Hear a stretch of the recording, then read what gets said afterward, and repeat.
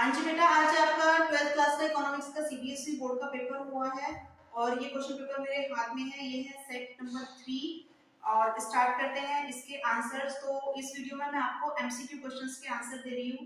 तो हमारा question number 1 है बेटा, an Indian economy receives a loan from a company located abroad, this transaction would be recorded on the.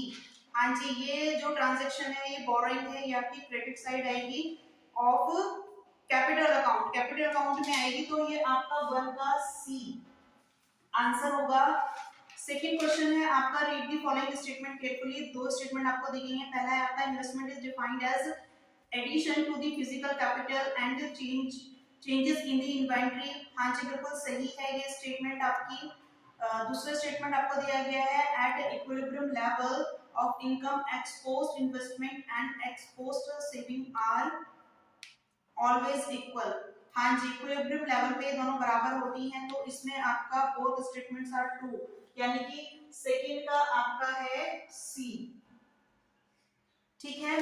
Third है आपका, the Reserve Bank of India dash government securities in a bid to the stock of money in the economy. हाँ जी, cell करता है तो ये decrease हो जाता है इकोनॉमी में, तो आपका 3 का होगा बेटा ए।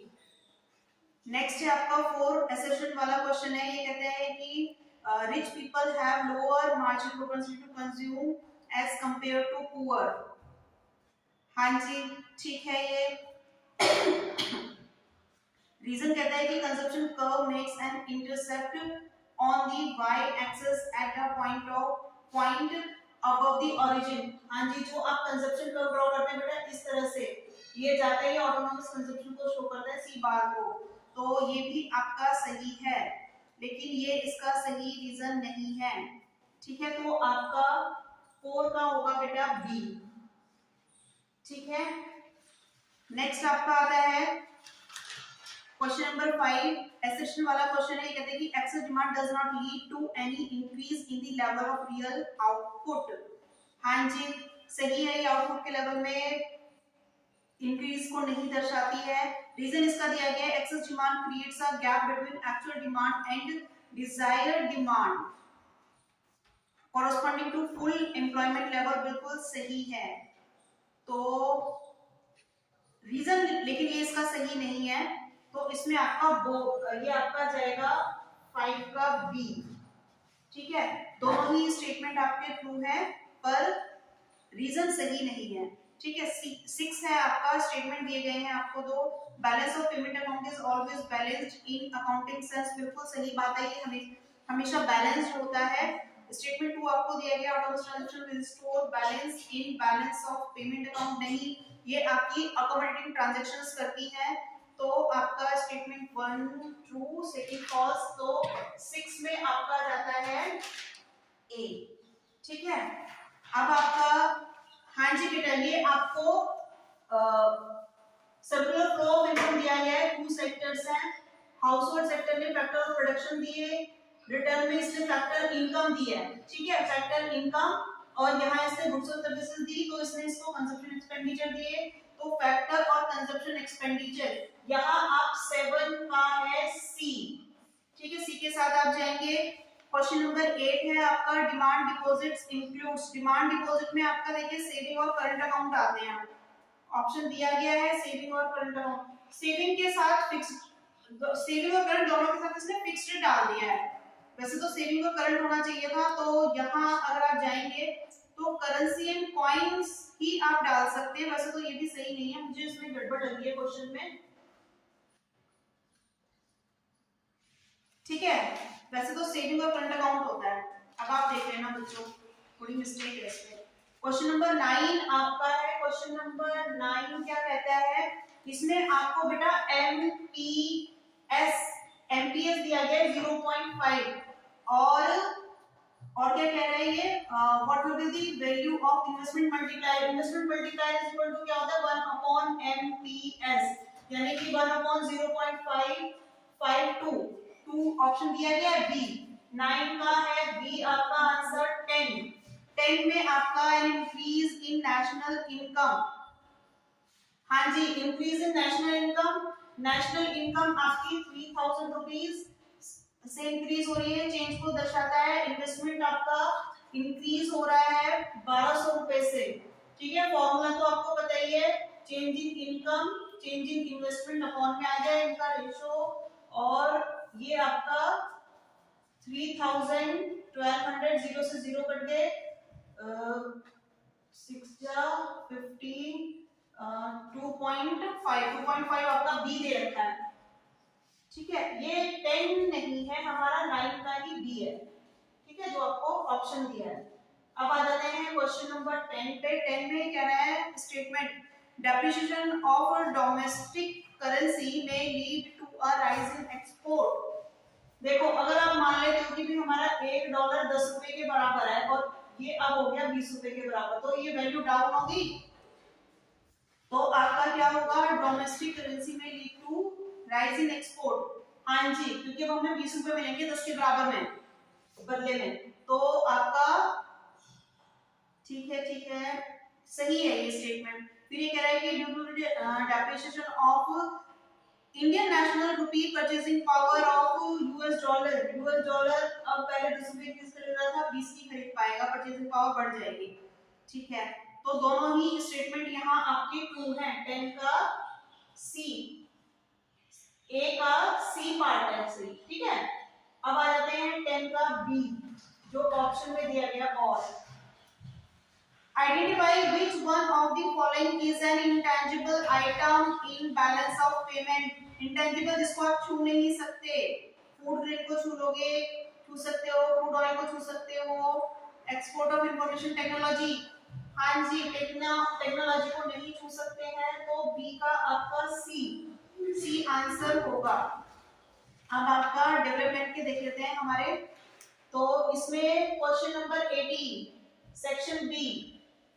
सेक्शन बी का क्वेश्चन नंबर 18 में ये कहते हैं कि under the British rule commercialisation of agriculture resulted in shifting of agriculture production from, इसमें आपका फूड क्रॉप से गया ये कैश क्रॉप पर, तो आपका 18 का है सी। 19 का dash market were organised to protect the farmers from malpractices in mandis, regulate, ये रेगुलेट होगा इसमें 19 का ए, ठीक है। 20 में आपका कहता है carrying capacity implies that, carrying capacity आपका क्या दर्शाती है, resources extraction should remains below the rate of regeneration, ठीक है, resource extraction should remain above the rate, नहीं ये सही नहीं है। Generation of waste should remains with the absorption capacity of the environment, ये सही है आपका, generation of waste should be more, नहीं। फर्स्ट और थर्ड किसमें दिया गया है, बी में दिया गया है, तो 20 का बी ऑप्शन आपका सही है, ठीक है बेटा। अब हम आ जाते हैं, इसका ही बी पार्ट जो है ये हमारा ए था, ठीक है। ये कहता है dash system restore maintain and enhance the ecological balance, इसमें आपका है ऑर्गेनिक फार्मिंग है आपका बी, ठीक है। अब आ जाते हैं 21 पे। 21 कहता है कि identify which of the following alternative is not associated with goals of economic planning। Economic planning में इक्वलिटी का दिया है आपका, मॉडर्नाइजेशन वाला टेक्नोलॉजी का दिया है, इकोनॉमिक ग्रोथ का दिया है, प्रमोशन नहीं दिया है, इंपोर्ट का, इंपोर्ट ऑफ लग्जरी गुड्स नहीं दिया है, तो ए का बी, ठीक है। और इसमें आपका और बी में देखिए आपका in 1951 agriculture contribution to India's national income was highest among the three sector, lowest among the lower than the industrial sector, lower than the, इसका ए होगा मेरे ख्याल से, ठीक है, ए। फिर आप चलते हैं ए का क्या होगा भाई, economic reforms were introduced in the year 1991 में इंट्रोड्यूस किए गए थे ना, 1991 आपका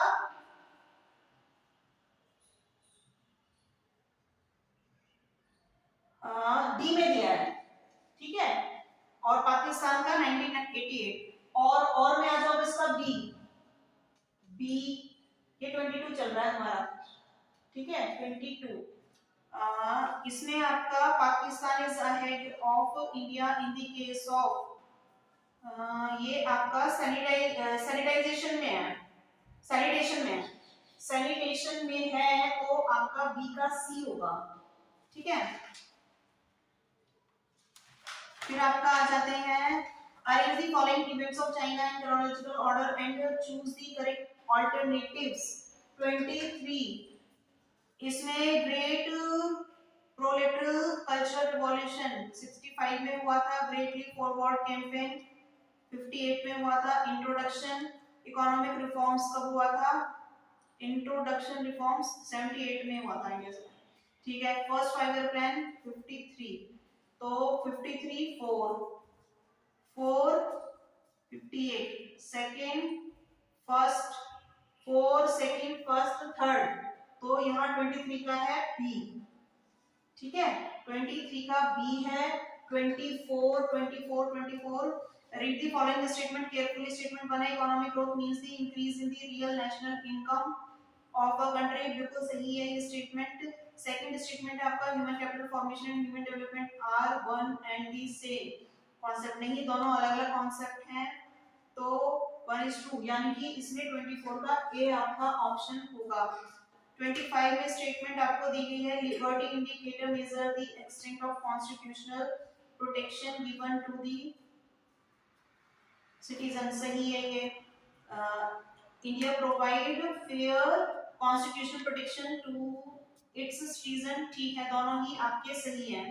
25 का आपका सी होगा, ठीक है, 25 का आपका सी हो गया। 26 में रीड द फॉलोइंग स्टेटमेंट, हाँ जी, इसमें असर्शन आपको दिया है China adopted the open door policy as major economic reforms initiatives, as major economic reforms initiatives. अच्छा ठीक है, it aimed at industrialising the country on a massive scale, तो इसमें आपका सी होगा इसका। इंडस्ट्रियलाइजेशन इसका एम नहीं था, 26 का सी होगा, ठीक है। हाँ जी, 27 है आपका असर्शन वाला क्वेश्चन है, ये कहते हैं कि the nature of unemployment problem in India is multi faceted, सही है। रीजन है इसका worker population ratio is an indicator used for analysing the employment situation in a country, हाँ जी, ये इसकी सिचुएशन तो बताता है, पर ये इसका सही रीजन नहीं है। इसमें आप जाएंगे बच्चे बी के साथ, 27 का है बी, ठीक है, दोनों ट्रू हैं, पर बी इसका रीजन सही नहीं है। तो बेटा ज्यादा से ज्यादा बच्चों को ये वीडियो शेयर कीजिएगा, जिससे कि ज्यादा से ज्यादा बच्चे अपने आंसर टैली कर सकें। बाय।